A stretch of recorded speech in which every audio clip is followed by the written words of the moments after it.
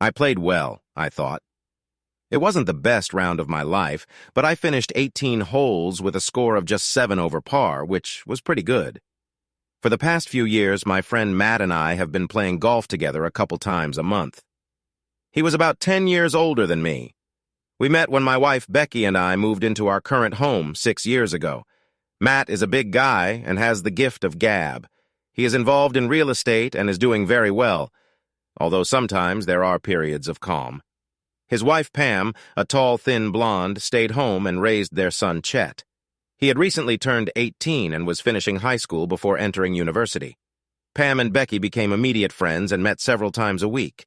Becky is also blonde with straight hair, which usually suits her, except when she really wants a little curl and volume, which currently ends just below her shoulders. She keeps herself in good shape. There are a few sags and soft spots, but nothing more than what you would expect from a 41-year-old woman. To me, she is still the most beautiful woman in the world, or at least she was before all this started. Guys, you know how it is when you hear those words. We need to talk. Never before had a wife said those words in a way that meant good news to the poor husband. So when Becky said them to me that fateful Saturday afternoon, I immediately braced myself for bad news. I'm sure we all do this. We try to think about what it could be. I didn't go into the garage, so my first thought was that something had happened to her car, but that wouldn't be very scary.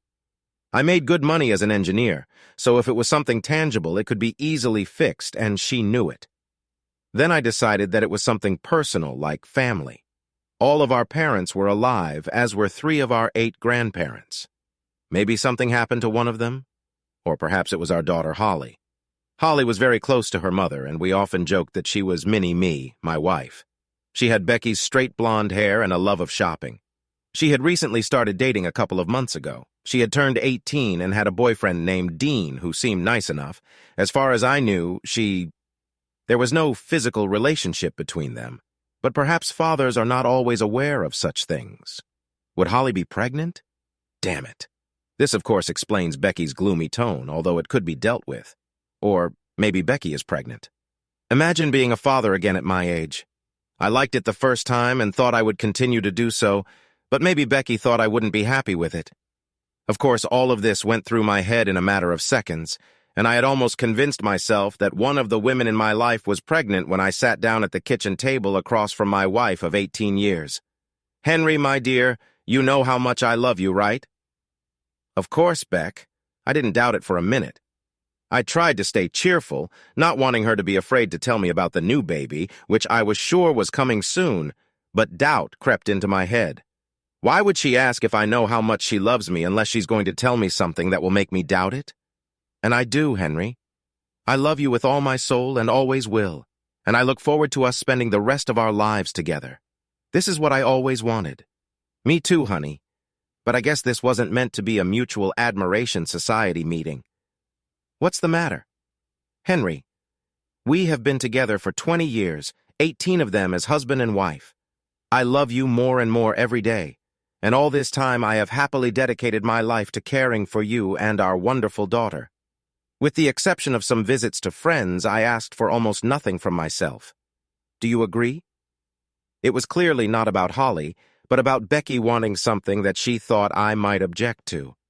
She never expressed a desire to have another child, and I was quickly losing confidence in this theory.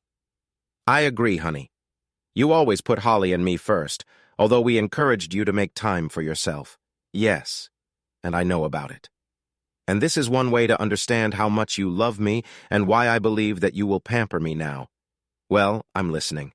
Henry, as you know, everything changes with age. Our bodies change, our energy levels change. Our sex drive changes. You are a wonderful lover, Henry, and always have been, but you know as well as I that as you age, you are less and less able to handle it. It's just a natural part of aging, and I understand that I really didn't like how suddenly things turned out. Probably the last thing a man would want is for his wife to talk about his masculinity, or at least the lack thereof. I had a bad feeling. She continued, not knowing how to respond to this. I simply nodded that I understood what she was talking about. I was waiting for the other shoe to drop, which I assumed would have to do with some solution to this problem. For me, it's the other way around. I find myself needing something almost every day. Don't you think I feel the same way, Becky? I love you and want you to be taken care of, but you can't completely fight biology. I know and understand this, and I don't hold it against you in any way. It's just the nature of aging. Okay, Becky, now that you've pointed out my sexual shortcomings and done your best to minimize them, are you going to get to the point of our conversation? As she talked about my inability to fully satisfy her, I came to the conclusion that this train was racing, asking permission to have an affair. I was almost right. Henry, please understand, I'm not trying to belittle you, I'm just trying to explain. It's very difficult for me to talk about this, and I hope that you won't be too angry, and we can continue to talk about it like we did before. I didn't say anything and didn't move, I was just waiting. Henry, I have a lover. This has been going on for almost a year now. I was stunned. I couldn't even bring myself to answer, so she kept talking to fill the silence. We meet a couple of times a week. I do not love him. I love only you. I tried very hard so that you wouldn't find out anything and that nothing would change for you at home. I know very well when you are in the mood and plan accordingly. You always had me when you wanted me, and nothing about that will change. You are my husband, and your needs will always come first. So you intend to continue in the same spirit. Yes, Henry, I intend to. As I said, my needs have increased, and I need to do this to meet them. But I want you to be sure that this will not change the way I feel about you or about our love-making together. Who is he? I'm not going to tell you this, Henry. You don't need to know who he is, and nothing good will come of it. It's not one of your friends or someone you work with. This is just a person I met. And you expect me to just accept it because I love you? Yes. I know that you love me and want me to be happy and content. And I know that you do not notice any changes, and I tried very hard to make sure of this. Also, the alternative would be that you would have to pay me alimony and child support and live somewhere else. I love you and don't want you to suffer like this. It will be better for everyone if we just continue to live as before. I tried my best to remain calm on the outside, but inside I was furious. How dare she threaten me with the consequences of divorce? Holly might not be too happy about living with a mother who cheats on her father. Well, it sounds better to you anyway. You've got it all figured out, haven't you? You took the first page from the handbook of lying and deceitful wives and played me crazy. You hooked me, and now you can leave me dangling in the wind. Please don't look at it that way, honey. Don't call me that bitch. Henry, being angry and using obscene language won't make things any easier. That may be true, but it definitely makes me feel better. I know this is hard to hear, really, but this will not affect us in any way. You didn't notice and won't notice in the future. It's just something I do for myself to satisfy my needs. It won't take anything away from you. It's the same as if I did volunteer work in my free time, okay? Let's assume that I believe in this and I don't. But let's assume that I do. Why now? What do you mean?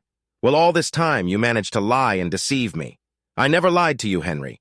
When we got married, you swore to be only with me, which is a violation of a promise, not a lie. But without telling me, you've basically lied to me every day since you first slept with that asshole. He's not an asshole. He is very cute. I wouldn't date an asshole. He seduces and has sex with married women. That alone makes him an asshole. Well, for the record, he didn't seduce me. I came to him myself. It just kept getting better and better. So that means you're even more of a traitor than I thought. Henry, I ignored her. Then let's get back to my question. Why are you telling me about this now? You made me trust you. You deceived me for a whole year, so why are you telling me about this now? Like I said, Henry, I plan to spend every day of the rest of my life showing you how much I love you and how grateful I am to you for allowing me to do this one thing for myself. But the exception is that he takes me to Hawaii for a week as if on the anniversary of our first date together. Are you kidding me? Is it too much that it doesn't affect us? You leave for a week with your lover and I sit at home and work to support you? So should I welcome you with open arms when you return? What the hell did I do to you to deserve such disrespect from you? You didn't do anything, Henry, and this is not disrespectful to you. I need you to understand that I am only doing this for myself and has nothing to do with how I feel about you. Personally, I don't understand how this is possible. What about your daughter, Becky? What are you going to tell Holly about this little solo vacation of yours? We always went with the whole family and suddenly you're going alone. I've already spoken to Holly and explained that some of my friends and I have decided to take a little trip together and that it will in no way affect our family vacation this summer. She didn't mind. Perhaps she will even be glad if I leave. She giggled at what I thought was a joke. Oh, isn't this such a light-hearted topic? And you think I'm going to let her continue to believe this nonsense? What evidence do you have to the contrary, Henry? I had already shown her brochures about the places where my friends and I would go and promised to tell her about everything upon our return. All you have is your word, and frankly, Henry, she'd rather believe me in what I told her than what you tell her. Like I said, you thought of everything. You can do whatever you want, and who cares what I think about it? And if I don't like it, then that's just too bad. I don't understand how you expect to stay married to me after this. I already told you, Henry. We love each other, and as soon as I return, everything will return to normal. I'm tired of this nonsense. She clearly hadn't thought about the long-term consequences this might have, even if we stay married, which won't happen if she agrees to this trip, and even if she doesn't, it won't be the same. I made one last try. Becky, don't leave. We can work on our marriage and try to make things better. Just please don't leave. Henry, I'll go and that's all there is. But everything will be as before. You'll see. I love you too much to let that change anything. Well, I tried. I can say that this has already changed the situation, but I think you have done your duty. You told me about your plans. I would advise you to have a good time, but unlike you, I prefer not to lie to my spouse. I'll be in the carpentry shop if that's what you're concerned about. Henry, please be careful out there. Operating power tools while upset is very dangerous. I walked down the steps to the basement, ignoring her words and not saying another word. I couldn't believe how stupid she was. Of course I loved her, but I certainly wasn't going to agree to it, and I was amazed that she would think I would agree. Despite her thoughts, I intended to tell Holly what her mother was up to. If she doesn't believe me, well, I'll have to take a chance and a trip to Hawaii of all places. We've been talking about going there for years, but we've been waiting for Holly to get a little older so she can really enjoy it. And now before we could, she decided to go off with that asshole. Shit. I considered my options. She was right about the divorce, of course. We were in a no-fault divorce state, so I would be on the hook for child support for a few years at least, and probably due to child support since Holly would most likely be left with her mother and the house. I could afford it all. I just didn't like the idea of paying for my wife to sit at home with her boyfriend while I worked and sat at home alone in some apartment. And who knows who she might bring home and subdue Holly. I didn't see any other option but to just stay here until Holly left for college and then get the hell out. But I won't touch her again. I had been sitting in the workshop for several hours when I heard that my daughter had returned home. Usually on Saturdays, she spent time with her friends or with Dean. I had a bright idea to go right now and tell Holly what her mother was up to when we were all in the room. Maybe she will believe me, maybe not, but she will decide for herself. I started to go up into the house, but had not yet left the basement when I heard Holly start talking to her mother, and the very first sentence from her mouth shook my world even more than it already was. Hello, Mom.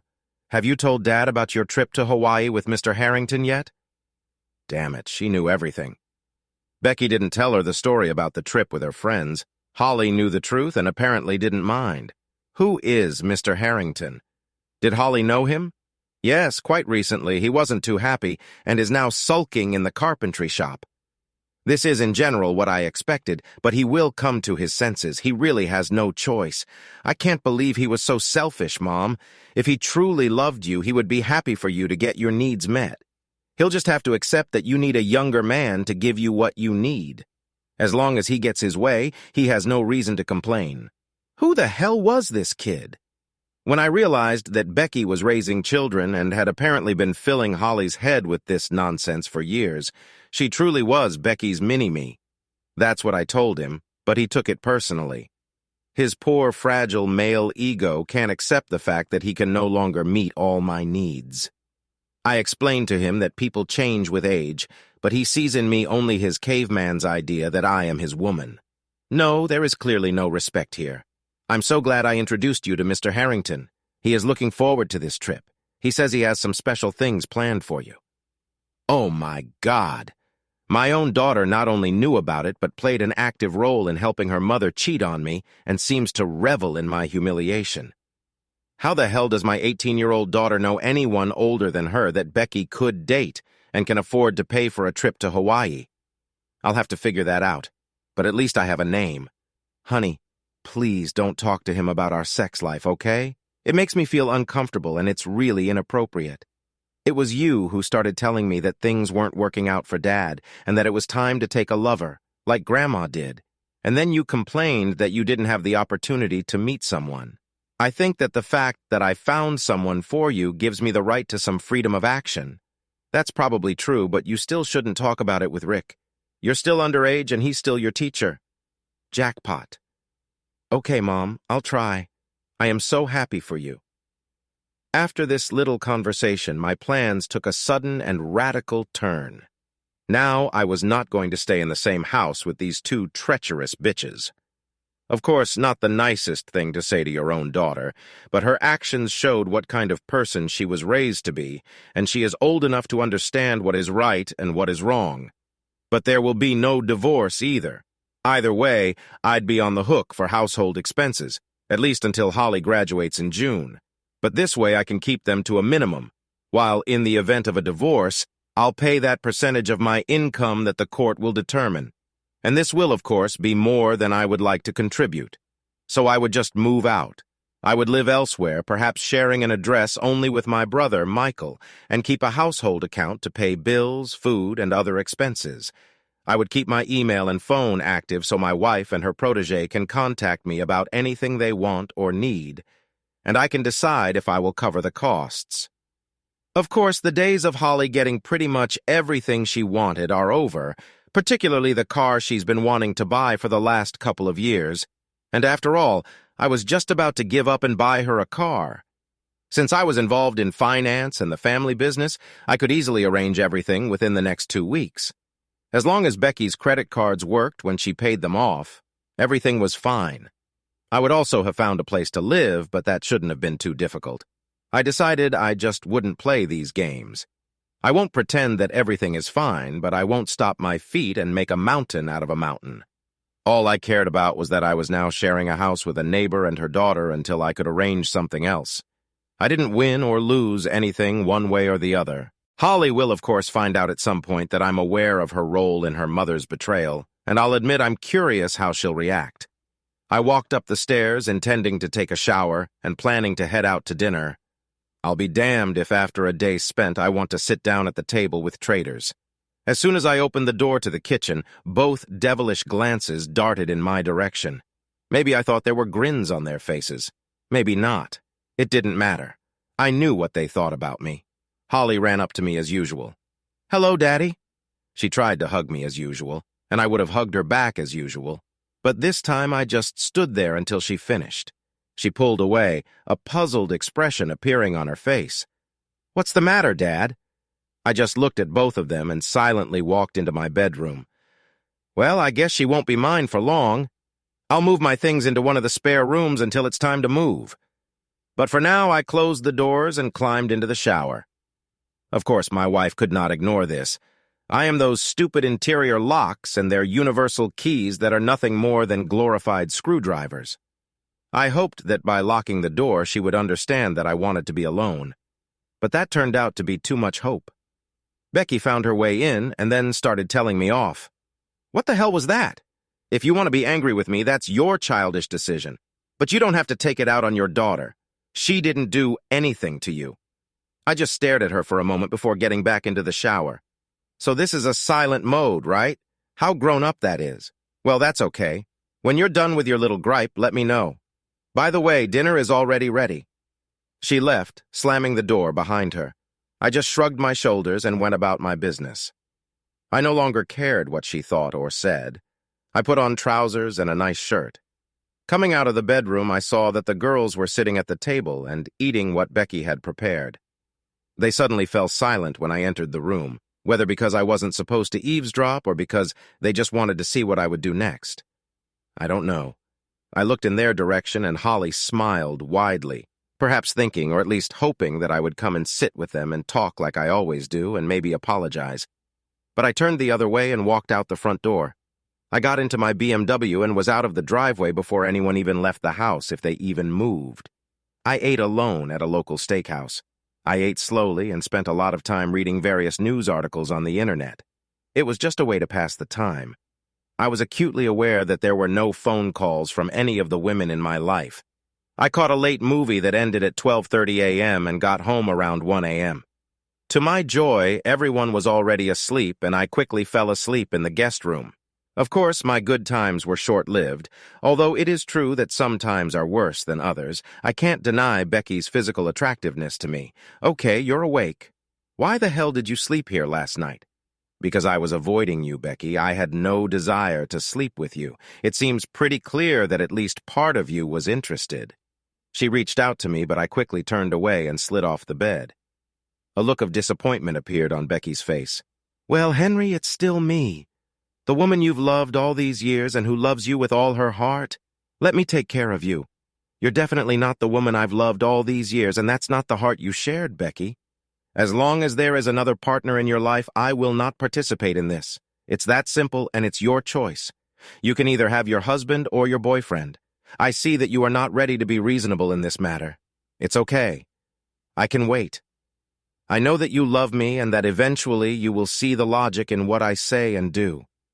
I know you want me to be happy, and eventually you will give me this little thing. She left and walked down the corridor to the bedroom. Sunday passed almost the same as Saturday. I spent most of the day pottering around in the workshop and then went back to dinner. I had to work tomorrow, so I returned at a more reasonable hour. Becky was already in bed, and Becky proposed to me again, but I again refused her advances. The next 2 weeks passed quickly, helped by the fact that I stayed late at work every evening.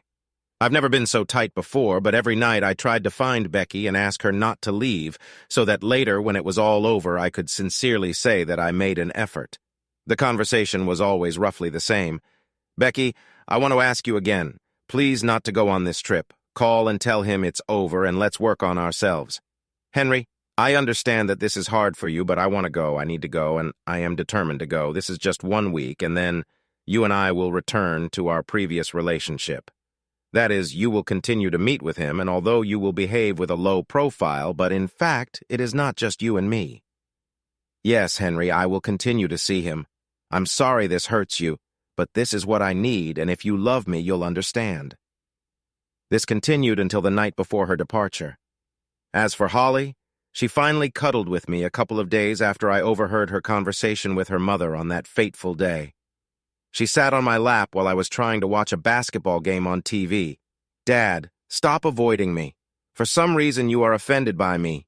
You always said that we have to talk things out to solve the problem, but if you don't tell me what's wrong, we can't solve it. Please, Daddy, I love you. Holly Ann, I could tell you why I'm angry with you, but I think there's someone else who can tell it much better. Someone else? What are you talking about? Perhaps my child. You should ask your teacher, Mr. Harrington, what is troubling me. You seem to have become very close to him, even setting him up with your mother so she could deceive me. Maybe he can give you the answers you need. There was a flash of surprise on Holly's face when I said that I knew her role in the whole affair and that I knew the name of Becky's lover, but the apologetic look I was hoping for never came. Like her mother, she looked at me as if I was needlessly upset about this. So you know that I introduced them. How do you know? I overheard your conversation with your mother that day when she was telling me about the trip to Hawaii. It's okay, Dad. It's just sex. She doesn't love him. Why does everyone say that as if it somehow justifies the situation? Marriage is not only about sex and love. Well, she's leaving, and there's nothing you can do about it. Just do your best, and you can keep getting what you deserve. With these words, she left the room. I was shocked. It was enough that she participated in this, and willingly. But the fact that she was so dismissive of me and my feelings while saying the same nonsense as her mother simply jarred me. We practically avoided each other for the rest of the time until her mother left. Finally, the great day arrived. Becky was already packed and ready to go, and was waiting in the living room for the taxi to come pick her up. I have expected her to ask me to take her to the airport, but she didn't. Holly was waiting with her, and they were talking excitedly to each other, presumably about the trip and what surprises were in store for Becky. I was back in the workshop and finally heard a car drive up to the house. The door to the basement opened. "My taxi is here, honey. I'd like to check out." "Bye. This means nothing. You will see." She waited a few more moments, apparently expecting some kind of answer. "Aren't you going to kiss me goodbye?" "Nope. As you wish." Eventually, I heard the door close and the click of her heels on the kitchen floor. A moment later, the front door closed, followed by the sound of Becky's suitcases being packed. And finally, the engine started and there was a crunch of tires as they rolled out into the street and drove away. It was the sound of the end of my marriage. I agreed to take the week off during Becky's absence. I didn't want Holly to know what I was doing, so I quietly moved things out of the house while she was at school. I actually moved things from the guest room back into the bedroom, thinking that it might make Holly think that I had decided to move back there and then tell her mother. This would lull them into a false sense of security. I deliberately avoided mentioning my move or the word divorce. I wanted Becky to believe that I would be here when she returned, and so that her surprise was when she came in and saw that all my things were gone would be complete. She was due back on Saturday evening, by which time I should have been completely gone. A couple of evenings into the trip, and after I had finally moved everything, my wish came true. Since Holly knew I was aware of her involvement in Mom's affair, she made little effort to hide what she did and said. She was in the kitchen preparing herself dinner. I stubbornly refused to do anything for her, and she knew why. My phone rang, and the caller ID showed it was Becky, so I refused the call. Then I heard Holly's phone ring. Of course, I only heard Holly's version of the conversation. "Hello, Mom. How was your trip? Sounds great." "No, he is here, but since he knows who it is and that I introduced you, there is no point in hiding. He moved his things back to your bedroom as soon as you left. He was bluffing, just like you said. I think he's finally come to terms with it." "Okay, I'll tell him. And let me get back to this while Mom, I love you." She entered the living room where I was sitting.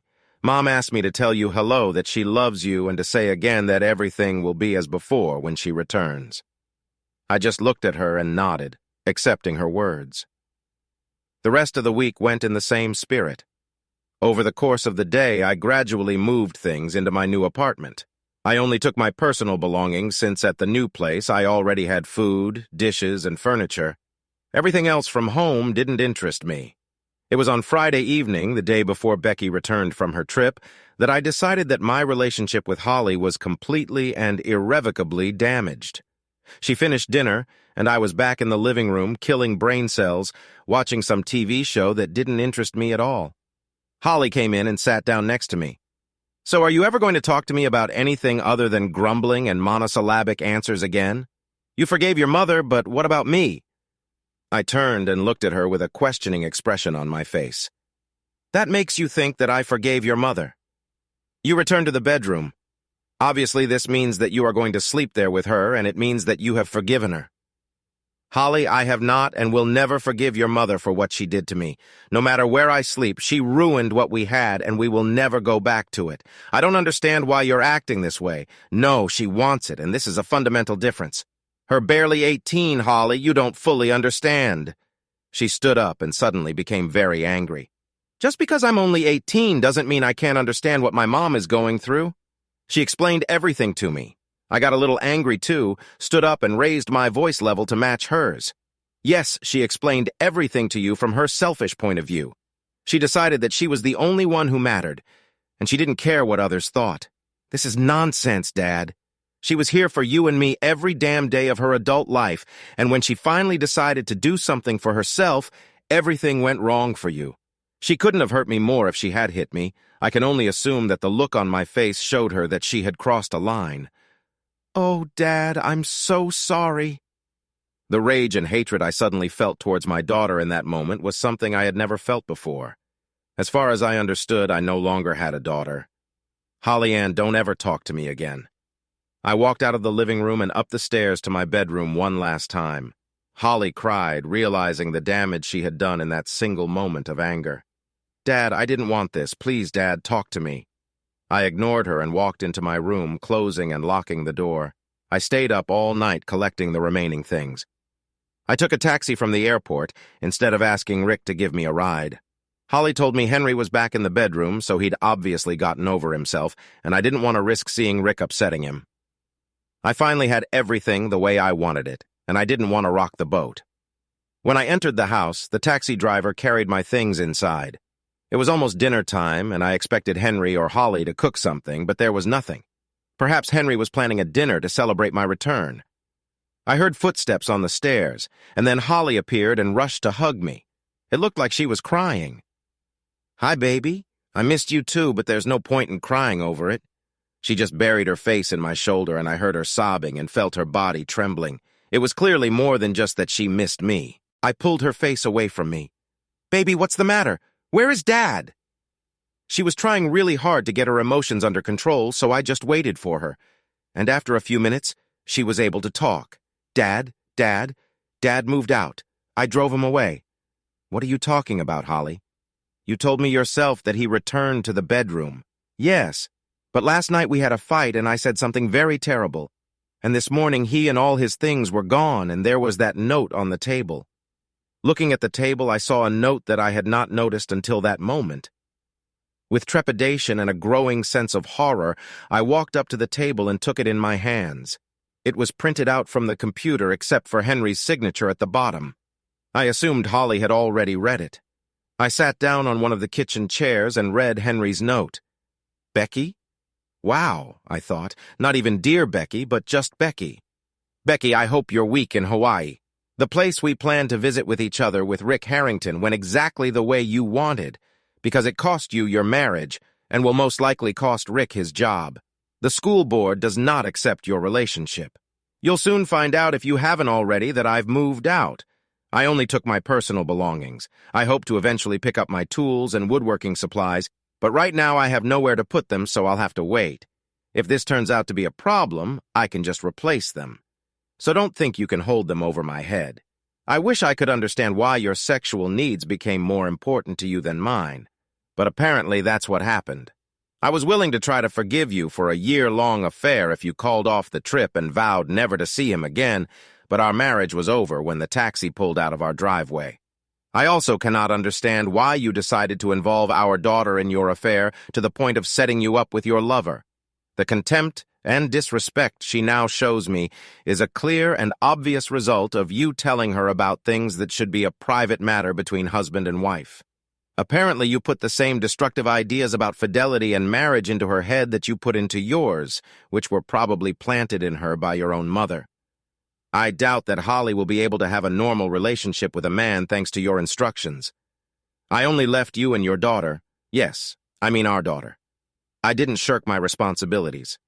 All your apartment bills will continue to be paid automatically as they always have been, and funds will be deposited into your household account so you can pay for other necessary expenses.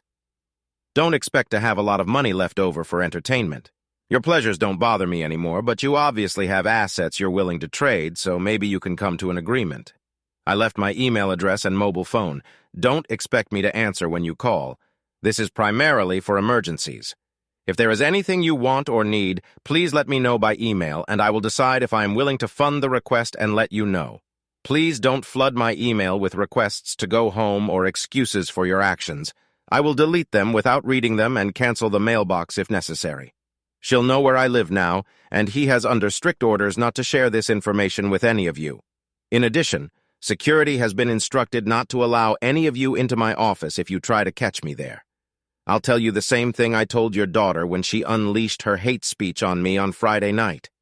I don't ever want to talk to you or any of you ever again.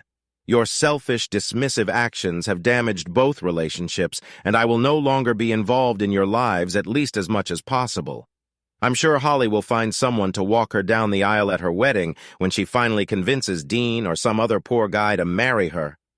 I have loved you both for so long that it pains me to leave you, but your attitude towards me has reached the point of destruction, and I will not allow you to do this to me. Henry, tears streamed down my face as I finished reading Henry's letter. Everything was not as it should have been. He had to love me for evil and understand that this had nothing to do with him or us. I knew it was a mistake to involve Holly, but it all started with girl talk. She told me about herself and Dean, and I started talking about Henry and me so that Holly would gain confidence in me. I happened to mention that Holly's Mom had had an affair when Dad started to slow down, and that I was thinking about the same thing, And suddenly Holly introduced me to Rick at one of her choir performances. He was certainly handsome and sexy, and I remember having a really good time with Henry that evening. After this meeting, Holly began to talk about him more often. She told me that he is not married and does not want to get married. He wasn't looking for anything permanent, just a little fun. I took the bait and started finding reasons to contact him, just to start a dialogue. One day I invited him to dinner when Henry was out of town for work, citing loneliness. That evening, we ended up in his apartment. He didn't have the love that Henry gave me. I spent the night there, and in the morning we repeated it again. When I returned home the next morning, Holly was there, and it was obvious that I had spent the night with Rick. We talked about it like old friends.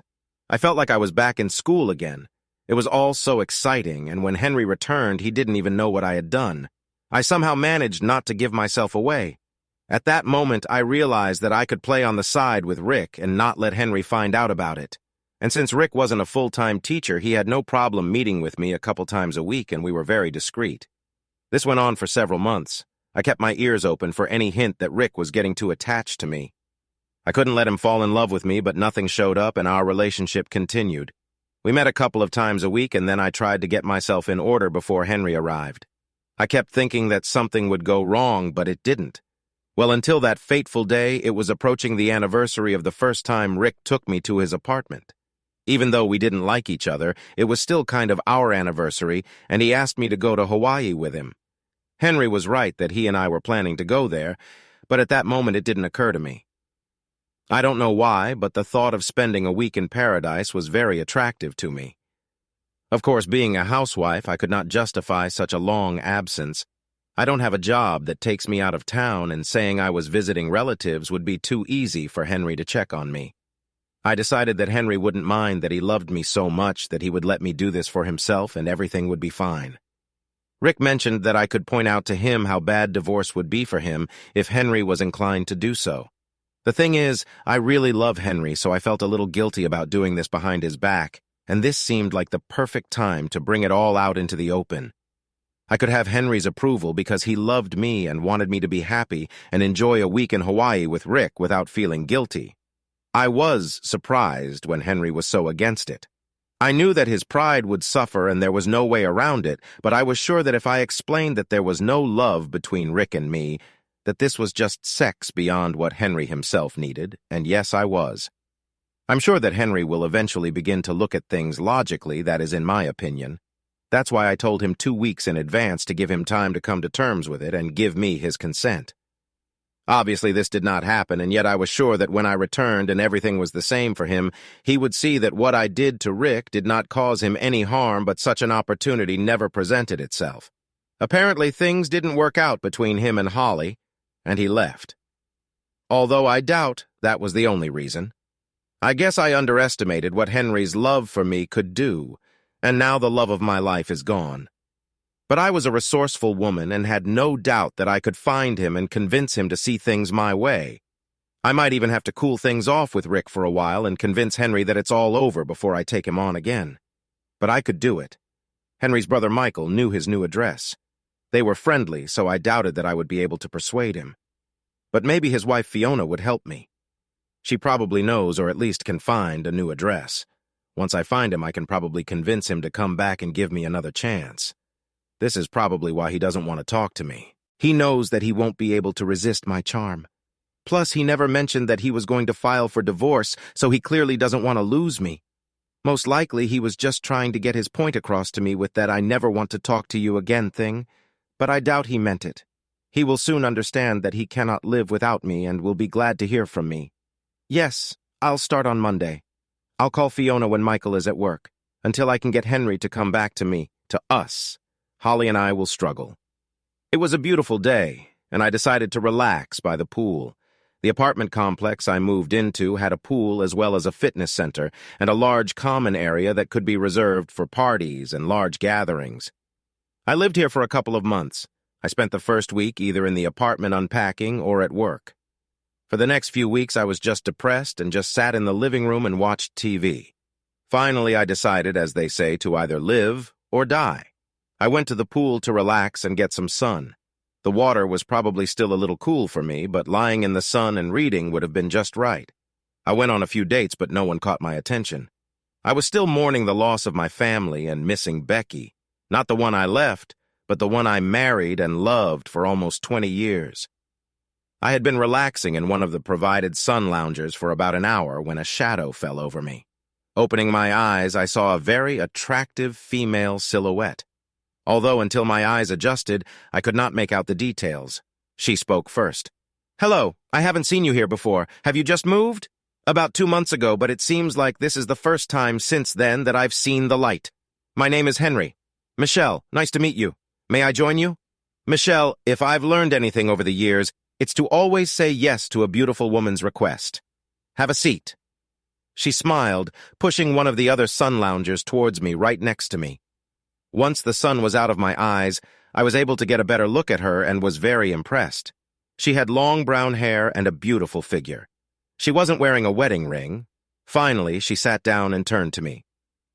"So, Henry, are you recently divorced, or are you just trying to make people think you're divorced?" I looked at her questioningly. "Why are you asking me this? Your finger has both a tan line and a dent where, at least until recently, you wore a wedding ring. Very insightful. It's interesting that you're looking at my ring finger. No more and no less interesting than when you checked mine a couple of minutes ago." Crap. I thought I was more subtle. "Well, I'm not actually divorced, but I decided to take off the ring and move out while my wife was in Hawaii for a week with her lover." Oh my God. This must be an interesting story. It's not that interesting when you live in it, but from the outside, I can see how attractive it is. Is there a chance that you will make peace? No, I still care about her. But what she did and the way she did it destroyed any chance of us staying together. You can tell me about it when you invite me to dinner tonight. I hesitated for just a moment. Is there somewhere in particular you would like to go? And where nice. And you will ask me to dance. My daughter will be spending the night with my sister, so we can go out as much as we want. I think this is very good. Michelle looked at me and lifted her sunglasses to make direct eye contact, expecting me to do the same. "Let me make something clear, Henry. I really like you, and I can tell that you like me, but I don't sleep with married men whether they're divorced or not. So if you ever want to have a chance, you'll have to do something about your marital status. Well, I think I just got the incentive I was looking for. But maybe we'll see how dinner goes first." We spent another hour relaxing together by the pool. We were mostly silent, I think, with the intention of saving the bulk of the conversation for dinner that evening. I was getting ready for my date with Michelle and was thinking about this unexpected turn of events. I loved being married, but I wasn't sure I wanted to jump into a new relationship right away, especially given the state of my current relationship. There was no doubt that they were over, but there were many unresolved emotions remaining. The most common of them concerned Holly. She said a lot of hurtful things to me, but I understood that she was a victim of her mother's views. In other words, Holly believed that at Becky's age, a woman should take a lover because that's what her grandmother and Becky did, and they told her that's the way it should be. And she expected the man to simply agree to this because that's what her grandfather did. I knew that at some point, I would try to improve my relationship with my daughter, despite what I had told her. However, Becky was finished head. I knew I wouldn't let Becky stop me from living my life. If that meant paying off Becky for my freedom, then so be it. I wasn't going to let a few dollars hold me back. I picked Mickley up at 6 o'clock in the evening, and we went to an elite Brazilian steakhouse downtown. I've been there several times, but Michelle never has. She wore an emerald green dress that went below her knees but showed a lot of skin on top. She looked impressive, and I told her so. "Well, thank you, sir. You look good yourself." I took her hand and led her to my BMW, opening the door for her, just like my mother taught me. We drove leisurely through the city center and talked about the places we passed along the road. We held hands the whole way, and it was very comfortable. We were seated at a romantic little table in the back alcove, which allowed us some privacy. It's interesting what you can get from a well-placed $50 bill. We settled in and were greeted by our server, an attractive young woman named Kelsey. We ordered drinks and sat down to talk. "Will I have to ask another waitress?" Michelle asked me. "Why do you need this? Because if she keeps pestering you like that, I'll claw her eyes out, and I wouldn't want to do that." I looked into her eyes, caught a hint of mischief in them, and was sure she was joking, but I made a mental note to tone it down just in case. I think she realized that the wheels were turning in my head and decided to calm me down. She took my hand. Henry, I want to say that I like you and I would like to find out.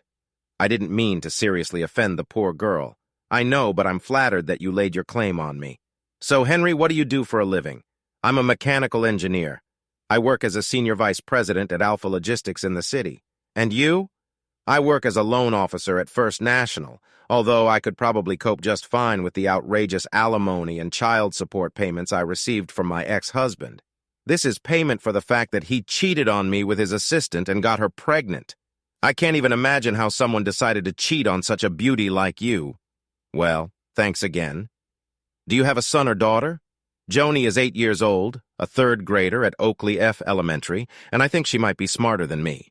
Does your ex take an active part in her life? Not at all. My sister's husband has done a good job of being a good role model whenever he can, but we haven't heard from Jay in about 3 years. Do you have children? Technically, I have an 18-year-old daughter named Holly, but she seems to share some of her mother's beliefs about the acceptability of cheating, so we don't really communicate much at the moment.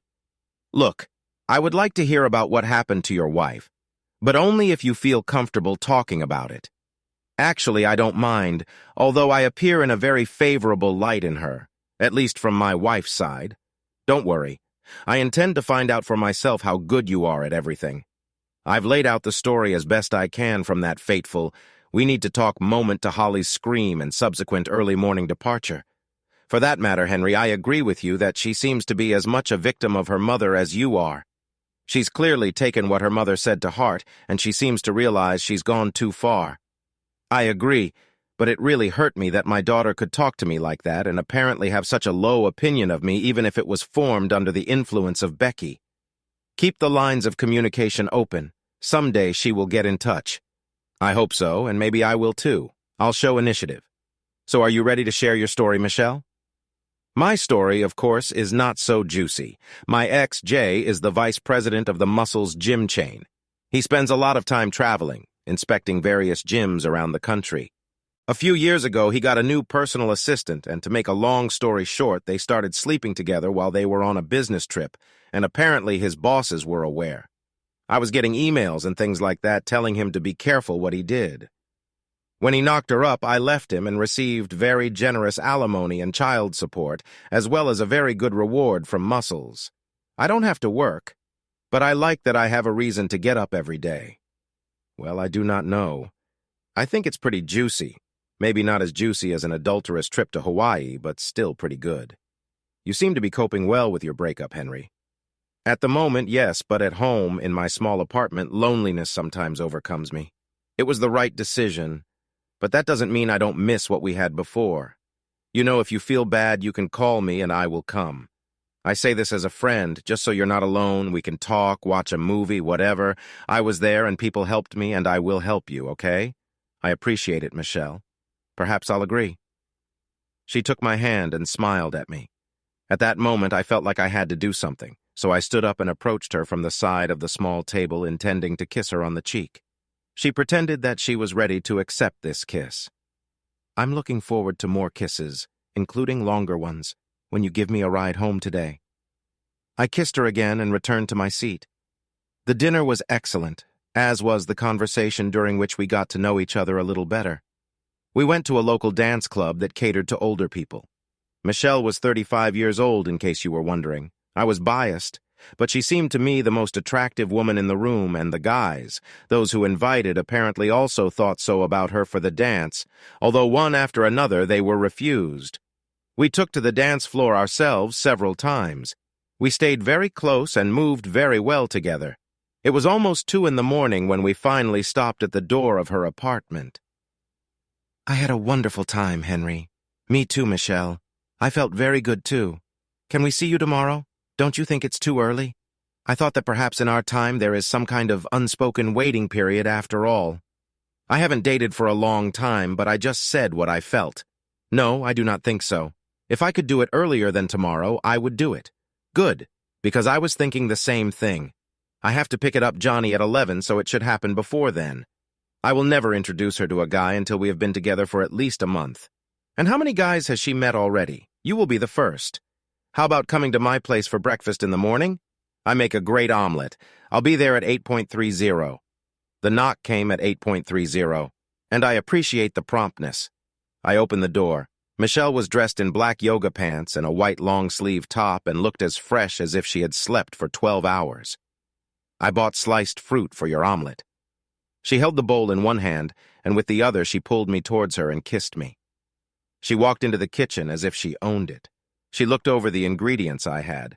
"Bacon, spinach, and cheese for mine, please."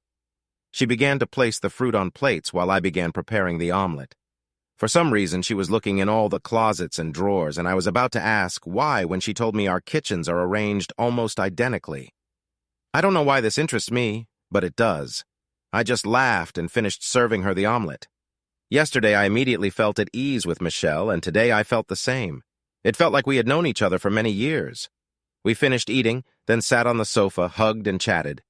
Very soon it was time for her to leave to pick up Johnny from her sister's house. I walked her to the car and kissed her again. "Call me later," she said, getting into the car. I watched as she drove out of the gate, turned right onto the road, and disappeared from sight. On Monday morning, the first thing I did was make an appointment with a divorce lawyer. I approached my friend at Alpha and asked who he contacted when he was getting divorced a few years ago. "My boyfriend wasn't bad, Henry, but I would advise you to take the girl my ex used. It makes sharks look like guppies, if you catch my drift." He told me the name of his wife's lawyer, and I found her number on the internet.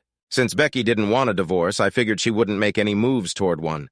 So the only rush I had was my desire to more fully explore my relationship with Michelle and Michelle herself. I wondered if the divorce should be final, or if it would be enough for her that the divorce was filed and consented to. I made an appointment for Wednesday afternoon, but was told that Miss Duncan was very busy, and it was only an initial consultation, so I had better make my case quickly. She will then decide whether she will take my case herself or hand it over to one of her assistants. The girl on the phone warned me that she rarely takes men as clients. That evening and the next, Michelle and I talked on the phone. I told her about my visit to the lawyer, and she promised that it would all be worth it. I intended to keep her in it. On Wednesday morning, I was looking forward to meeting with the lawyer when I received a call from Michael. There was nothing unusual in this. We still communicated regularly. "What's up, bro? Just letting you know how things are going on the home front. Becky is being very persistent in getting your address. She keeps trying to persuade Fiona to help her, playing the woman card. Fiona, of course, will never tell her anything, but the calls are coming more and more often. Nothing we can't handle, but Becky seems to be getting more anxious and desperate. I really appreciate you and Fiona being my buffer zone, Mike. Let me know when I can do something for you in return. You know this isn't necessary, but maybe we can figure something out. Has she tried anything in your office? She came a couple of times at the very beginning, but achieved nothing. She still calls almost every day, but our secretary now treats it like a game. She enjoys it. The meeting with the lawyer was successful. Denise Duncan went into law to help women get what they are entitled to in divorce court, and that is still her focus. But she realized that there are a lot of women who are the cause of these divorces, and so she spread her wings a little. She firmly states that she will never take on a client who is himself an adulterer, thanks to evidence obtained from the investigator I hired while the lovebirds were on the islands. I had enough evidence, and she took my case. It's things like this that make women look bad everywhere. It's no wonder that men are more content than ever to make women playthings when women like them are around. She told me during our consultation. She suggested that by using the private investigator's report as leverage, we could actually influence the issue in our favor. I was tempted, really, but she gave me 20 wonderful years, so I was ready to split everything in half and even take on alimony and child support, which, according to Denise, was very fair of me. But if she was fighting for a divorce, we could bring an account. He was already in the hands of the school board, and I suspect old Rick will be gone soon if he hasn't already. Becky loved to volunteer, and I suspect that my photographs might have discouraged these family organizations from doing business with her. But again, this was only possible if she decided to be firm in this matter. That evening, I was pondering the choice of dinner amid the lack of food in the apartment and had already decided to go outside when there was a knock on the door. I opened it, and Michelle came into the room with a picnic basket and a couple of plates. Taking them from her, I placed them on the table and kissed her. "Wow, baby, that was a good greeting. I missed you too." Here today, Johnny, one of her friends, invited her to go out for pizza with them. I took a chance that you haven't eaten yet and wanted to know how the visit to the lawyer went. You want it all to start almost as much as I do. Yes, baby, it is.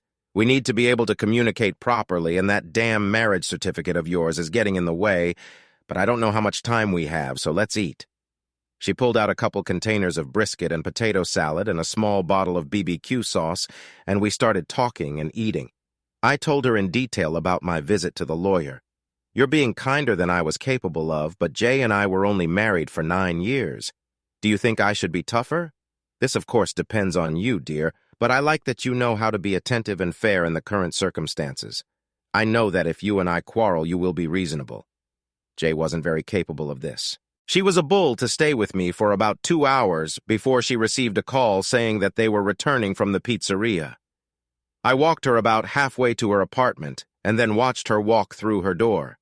She was very careful Johnny didn't run into me, so she didn't let me walk her all the way home. I practically swam back to my apartment. I was getting more and more upset. I couldn't believe Fiona didn't want to help me. We women were supposed to have each other's backs, but she flatly refused to try to find Henry's new address.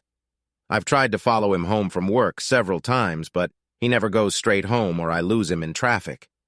Before that, I met with Rick twice a week, and after Henry left 3-4 times a week.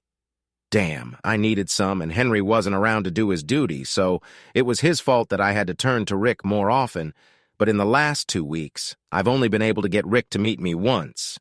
He says he's under a lot of pressure from the school board's investigation into our affair, and he's trying not to give them a reason to fire him. The union is also fighting for him, but he thinks it doesn't look good. None of us thought about such consequences. I was starting to think that the trip to Hawaii, as amazing as it was a big mistake and more money. Henry barely gives me enough to feed Holly and me. We have to have dinner at home every night, and we can only watch movies on premium channels because we don't have money for a movie theater. But even then, we ordered too many movies, and Henry threatened to cut off cable if we didn't reduce the number. He is behaving completely unreasonably. Of course, Holly is here now. At least she still has Dean to take her out sometimes, but now I don't have any money to give her to spend, so Dean has to foot the bill every time, and Holly says he's putting pressure on her now to have sex with him as a way to contribute to the relationship. And now she's mad at me for it. And all this because Henry's ego can't handle the idea of another younger man taking care of my needs that he can no longer handle. I still love him, but when he finally comes back to me, I will have to make sure that he can meet all my needs, or he will have to accept the fact that I have someone on my side.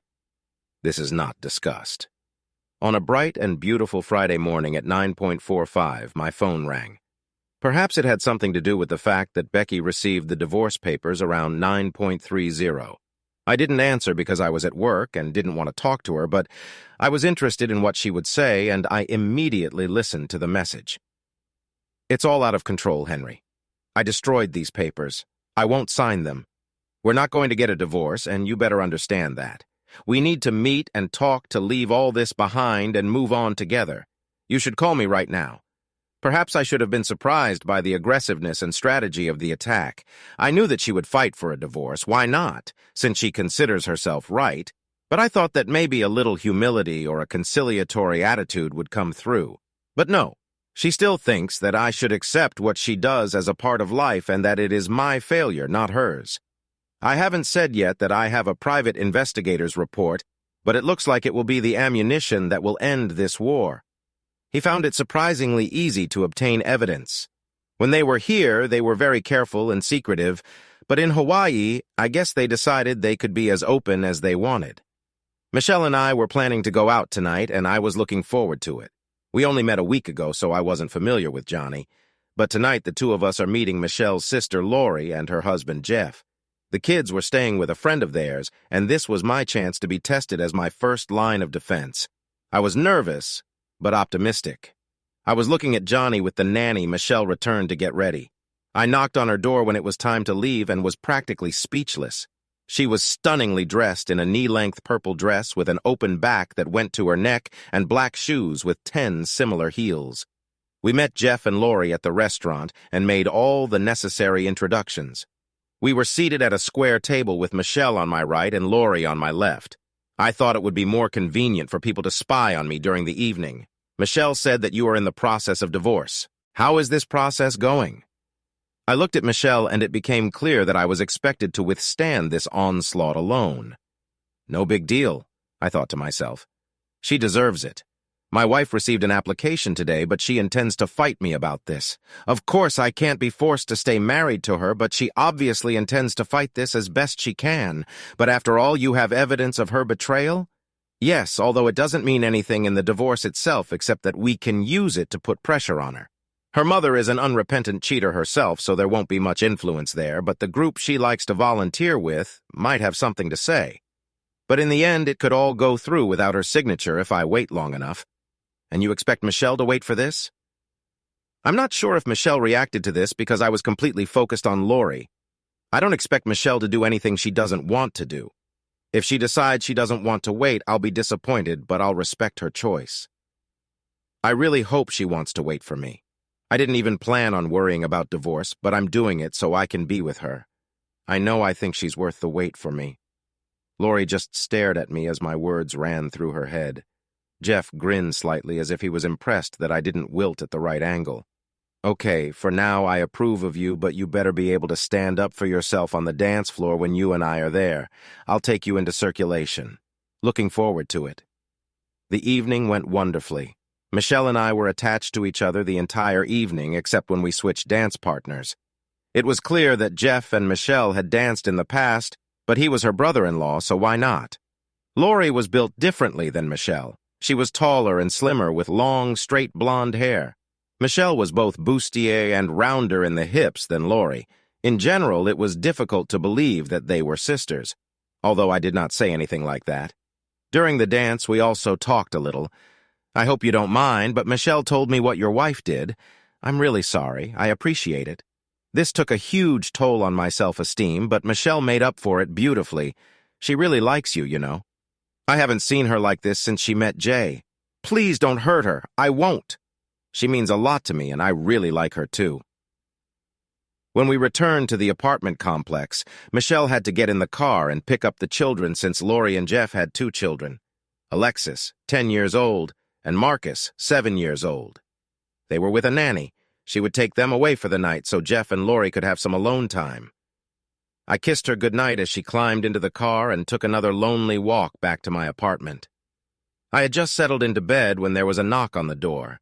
I saw Michelle through the people and opened it. She kissed me. Call me tomorrow. And at that very moment she disappeared, and I went to the bedroom to relieve tension. I didn't have money for a lawyer, but the paperwork said that Henry would cover the costs within reason since he was filing a lawsuit, and I was able to find a lawyer who took the case knowing that payment would be made after the fact.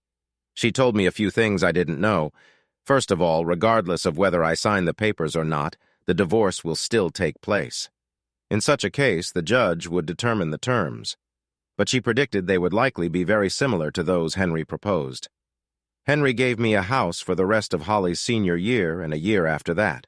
Plus, reasonable child support for 3 years and child support until June. After that, the house will be sold or I can buy it, or vice versa. But he said that he was not interested in this. I couldn't believe this was happening. Why did I risk losing my marriage over something that had no long-term impact on Henry? I tried to set up a meeting with Rick next week, but he turned me down.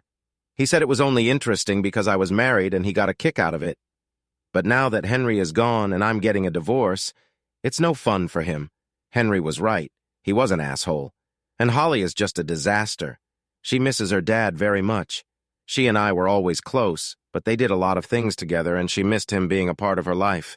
Everything is not as it should be. It's been 2 weeks since I met Michelle's sister Lori, and other than the ticking clock, not much has happened in the divorce matter. Becky still refuses to sign the papers and wants counseling, but it's just a waste of time. Michelle and I meet whenever possible. Sometimes it's just a few minutes after she's laid down, Johnny sleeps. But thanks to Lori, we manage to meet a couple times a week. She says all she wants in return is for us to reciprocate our feelings someday. I told her to consider it done. It's Saturday and Lori is babysitting Johnny again, and I took Michelle to dinner and a concert at a club downtown. Looking back, I understand that sooner or later this had to happen. We were eating quietly, holding hands when I heard a scream from the other end of the restaurant. "Get your damn hands off my husband right now!"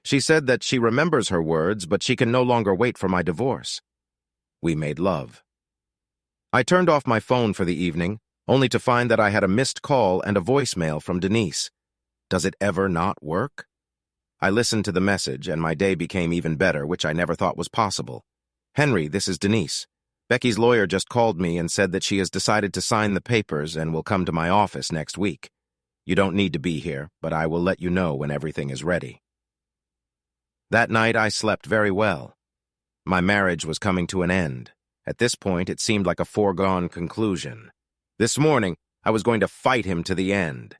But as I watched Holly spend another day in her room, crying because Dean left her, I realized that this was all causing her too much pain. And where will this lead me? In the end, I will still get divorced, but in doing so, I could ruin my daughter. Therefore, I made a very difficult decision to agree to sign the papers. And as a mature 41-year-old woman, I chose the most appropriate way to cope with the pain that this decision caused. I went to a club, got drunk, and went home with the first person who asked. So I woke up in someone else's apartment. I sent Holly to her friend Leslie's for the night and was grateful that it didn't cost Holly her best friend. The guy was still sleeping, so I quickly got dressed and quietly left the house. My car was still parked outside the club, and I called a taxi to pick it up. I went home, took a shower, and then thought that at that moment, I wanted nothing more than to go to bed. So I did. I spent the entire weekend with Michelle and Joni. We went to the zoo on Saturday and went to Lori and Jeff's for dinner on Sunday. Joni spent most of the day with Alexis and Marcus, but they grew up together, so it wasn't surprising. Jeff was a nice guy and seemed to know his way around a grill. He was taller than me, 180 centimeters, and in pretty good shape. He played baseball in college and had just turned 40 while Lori was 38. While the sisters socialized and looked after the kids, I spent some time at the grill getting to know Jeff. He and Lori had been married for 15 years, and he was completely in love with her. She is still the reason I get up in the morning and do what I have to do. I want her to be proud of me and happy that she married me. I'm sure you're doing everything right, Jeff. I haven't spent much time with her, but she has that complete confidence that comes from knowing that she has achieved her goal. I've known Michelle for a long time. She's crazy about you, Henry. You got a good woman. She was completely devoted to Jay. And that's why what he did hurt her so much, you know. She devoted herself completely to him. I know what your wife did, and I'll bet my life that Michelle will never even take a step in that direction, let alone go all the way. I appreciate that thought, Jeff. Let me assure you that I don't think Michelle would do anything like that. Otherwise, I would not be able to give myself to her as completely as I do now. I was in a good mood about how both parts of my life were developing. With any luck, I could get Becky's signature on the paperwork and submit it this week. And then I would just have to wait 90 days until I could bring Michelle to the altar, which I plan to do as soon as possible. My head was spinning. I think it's Wednesday, but to be honest, I've lost count. I've been getting drunk and going home with different men every night since last Friday, when I finally decided to give in and sign the divorce papers. Luckily, the last few guys were better than that first one, so at least I was able to drown my sorrows. But today, if I understood correctly that today is Wednesday, I have to sign the papers. I don't know what I'll do without Henry. I love him so much. I just needed something more for a while. I didn't have feelings for Rick. I was supposed to spend the rest of my life with Henry. Growing old together, spoiling our grandchildren, traveling the world, it was all in the plans. And now I will only have loneliness and heartache from what a fool I was. And God forbid if Henry ends up with that beautiful brunette with whom I saw him in the restaurant. She was absolutely gorgeous and younger than me. How much more painful would it be if I ruined my life, and at the same time gave the only man I loved to a woman like this? I don't think I could live with it. I went to my lawyer's office and we went to see Henry's lawyer together. I hoped he would be there, but he wasn't. And when we got down to business, I was sad to see that he had already signed the papers weeks ago. He couldn't wait to get rid of me, and now I can hardly blame him. Maybe someday I'll have the opportunity to apologize in person. But for now, I just let my lawyer look at the papers and sign them when she confirms that everything is fine. I ate dinner alone that evening as Holly was spending more and more time away from home, probably to distance herself from me. Then I got dressed again and went to the club. Again. I found a table with 3 young guys and told them I was there to offer them a once-in-a-lifetime opportunity, and all they had to do was pay for their hotel room. I think we left a vapor trail behind us when we left the bar. I was completely sober. This was my retribution for what I had done. After the documents have been signed and filed, the waiting period is 90 days, and 30 of them have already passed. My love for Michelle and Joni only grows. And we have gotten to the point where I call her my daughter and she calls me Daddy. It still warms my heart every time I hear it. Lori and Michelle are already planning their wedding. It won't be huge, but they want lots of flowers and a good reception. They have carte blanche as far as I understand. I proposed the day after Becky signed the papers because I couldn't wait to put a ring on Michelle's finger. The only thing I had a hard time coming to terms with after what Becky did was Holly's role in this. Becky did what she thought was necessary and took steps to achieve this goal, but this was understandable since she was the direct beneficiary of her actions. So there was a selfish component to her actions, but Holly didn't see any direct benefit other than perhaps a happier mother. So I found it difficult to reconcile the apparent happiness she got from seeing her father being humiliated. I guess it was just an unintended consequence. As a woman, she could relate to the needs that she said her mother had, and she derived a certain happiness from Becky having those needs met. The fact that I objected to this was unfortunate, but did not detract from her happiness towards her mother, probably due to the fact that her mother presented taking a lover as inevitable and a kind of rite of passage for the female sex. So in my heart, I felt that she was another victim of Becky's self-centered and destructive views, but I found it difficult to reconcile the joy in her voice with the disdain with which she treated my feelings on the matter as if all that mattered was her mother's happiness. This really hurt me and became the main factor in our further separation. One of the things that appealed to me about Michelle having a daughter was the opportunity to do it all over again, and maybe, at least in my mind, do it right. When Holly was little, I spent a lot of time at work and left the bulk of her upbringing to Becky. It wasn't that uncommon, and I didn't have any problems. Holly and I still had things to do together that we did just ourselves. When she was younger, she was an avid soccer and volleyball player, and we spent many hours honing those skills. But this was not the time or place where life lessons were taught, at least as far as the values that underlie marriage and successful relationships were concerned. I tried to teach strength and willpower, never give up and fight against difficulties. I left it to Becky to instill other values, and it backfired, at least in that regard. I wondered if anything could be fixed at all. Soon my marriage will be officially completed. I've been marking this date on my calendar for weeks. It seemed to me that now that Henry was gone, I had nothing to live for. Holly, now 18, spent most of her time away from home. She, of course, no longer needed me. Just a few months ago, I had everything. A husband who adored me, a wonderful daughter who loved me, and lovers. And then my own arrogance, my own sense of self-worth caused it all to collapse. I have no idea how I'll cope when it's all said and done. In my mind, as long as Henry and I were legally married, there was still a chance, but once the divorce was final, it would all be over. I haven't spoken to him since the day I flew to Hawaii. Well, not counting my outburst at the restaurant that day, but I don't think that's what you'd call a conversation. And no one was willing or even able to tell me what he was doing. Now, was he still with the beautiful brunette he was with that evening? Were they serious? Or was he just using her to forget me? Is everything going well at work? I hated the idea that I might have influenced his work, and I hoped that his career would not suffer. It was all harmless, or so it was planned, and the fact is that until that day, everything was harmless. Henry didn't suspect anything, and Holly supported me. No harm done. I suppose in the end they could have figured us out without going to Hawaii, but I was stupid when I openly spoke about it myself.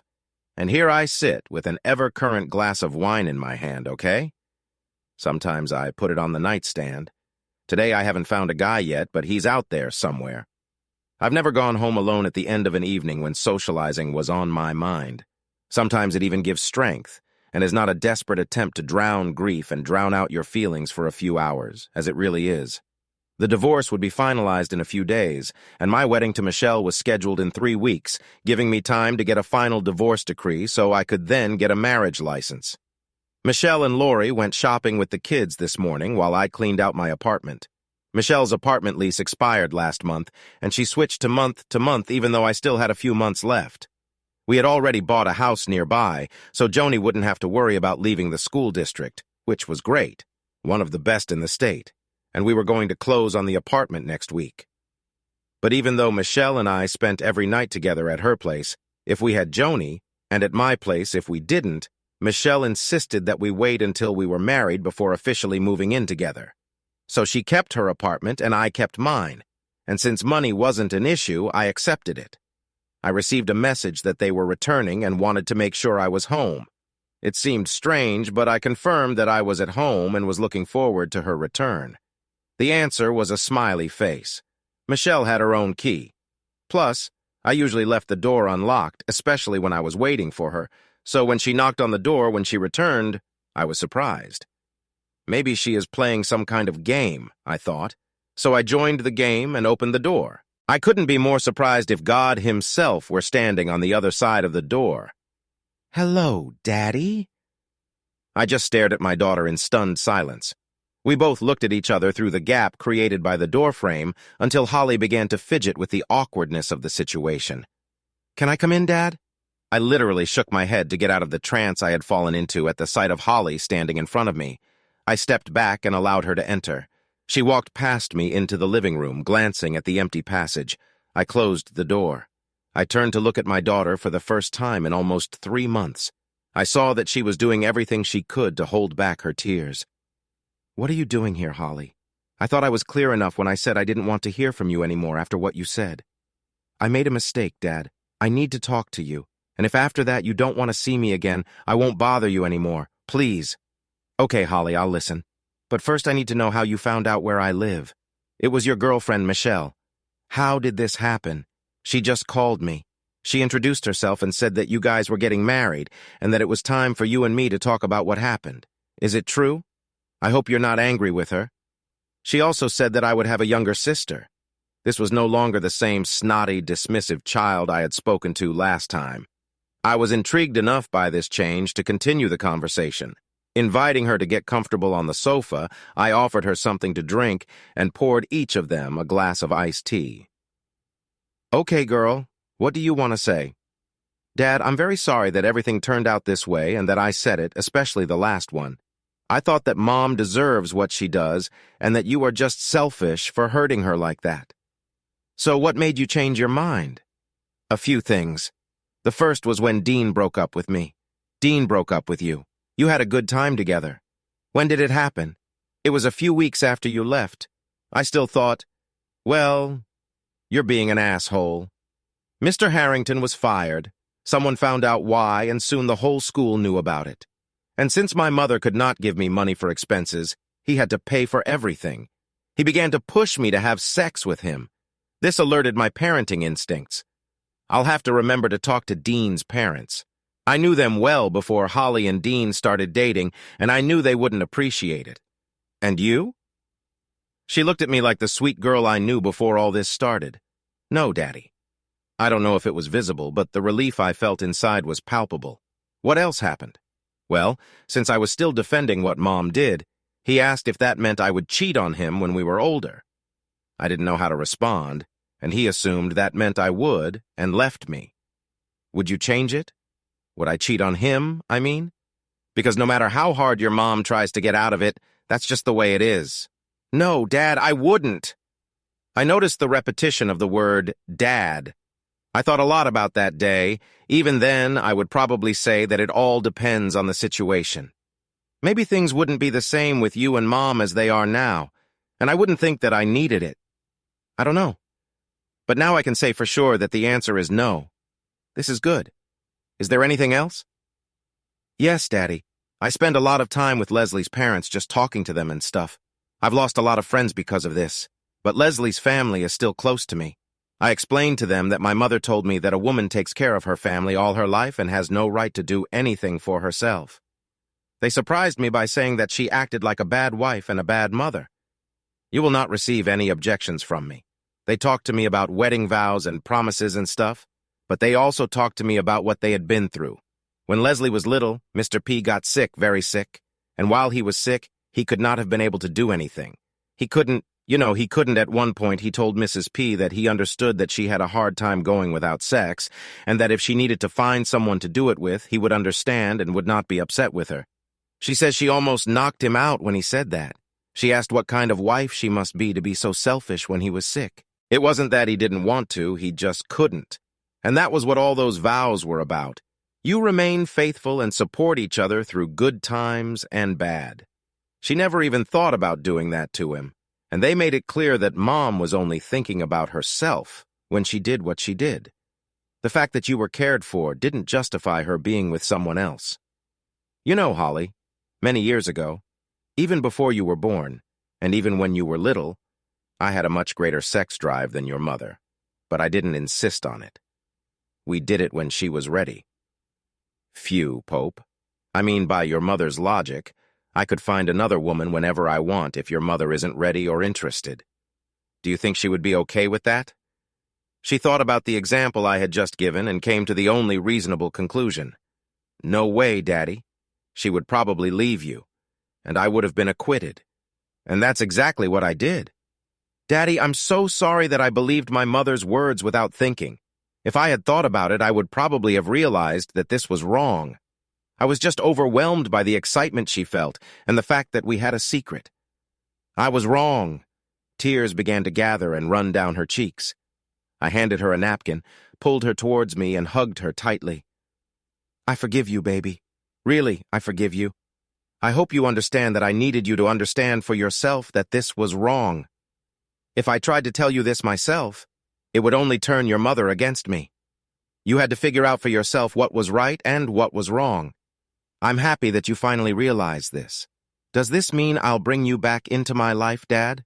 Of course that means, honey. In fact, I have a wedding soon and I really need you. I know. Michelle has already asked me to be a bridesmaid. Leslie will be there too. I can't wait. What an insidious devil she is, I thought to myself. Another reason why I love her. She knew exactly what to do, and she certainly wasn't going to stop me from doing the right thing. But when I looked at Holly, I realized she had something else on her mind. What's the matter, honey? You want to say something else? It's difficult, Dad. I don't want to be selfish, but just say it, Holly. We will solve everything. Dad, can I live with you and Michelle? My first thought was that she was tired of having so little money because I only gave Becky enough so they could buy groceries. So I went this route. You know, after the divorce, Mom will have more money. I will pay more in alimony and child support. That's not the point, Dad. Just Holly was very worried. And I realized that more than anything, she wanted to get away from her mother. Holly, what happened? Why do you want to leave your mom and live with me? Dad, she's not herself. She always seems to be drunk or at least getting close to it. Half the time, she doesn't even come home until the next morning. And when she comes at night, some strange guy drops her off and Mrs. Malone has to take her to get the car. Does she bring men into the house? I was seething with this thought. Not because I cared what Becky was doing, but because Holly might be in danger. No matter how angry I am with her, I wouldn't want any harm to come to her. Don't know. I've never seen them, but she probably can when I'm not around. I often spend the night at Leslie's. Good baby. Of course you can stay with us, but something needs to be done.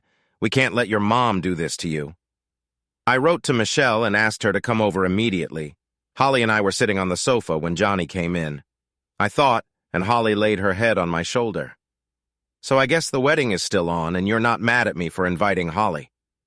You won't get away with marrying me that easily?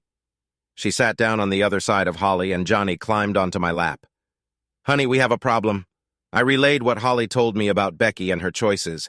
She had clearly entered a self-destructive phase, and we had to do something to help her.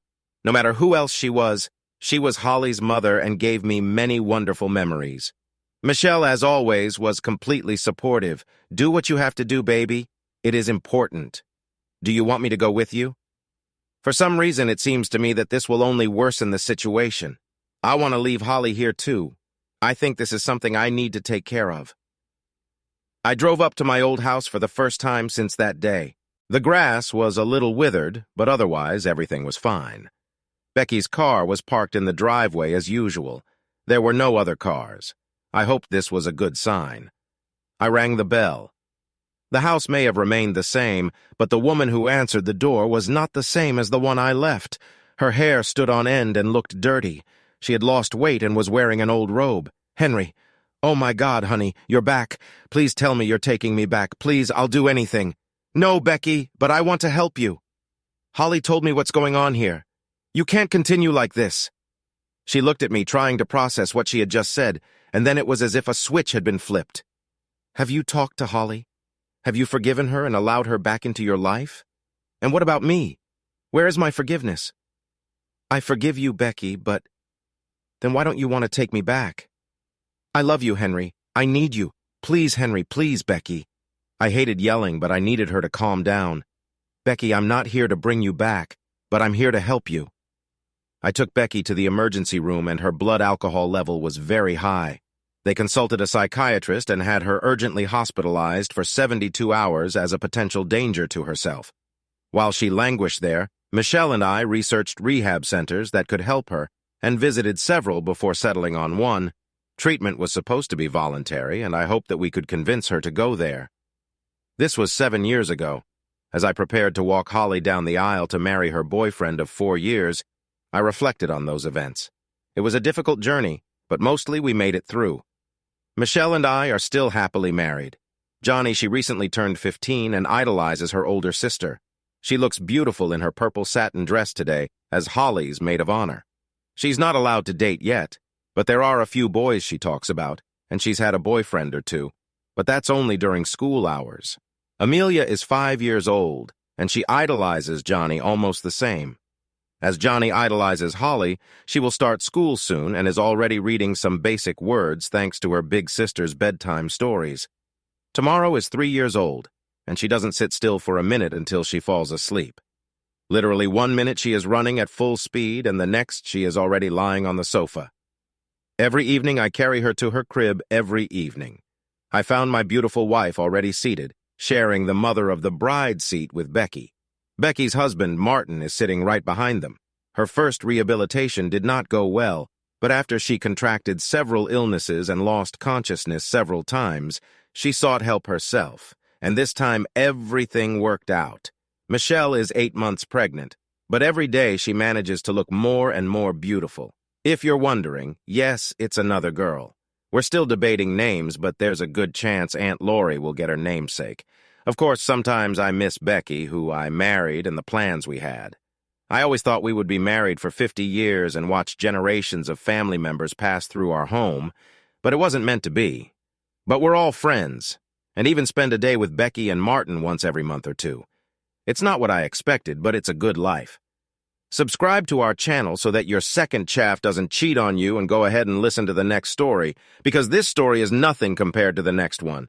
If you're under 18, don't even think about listening to the next one.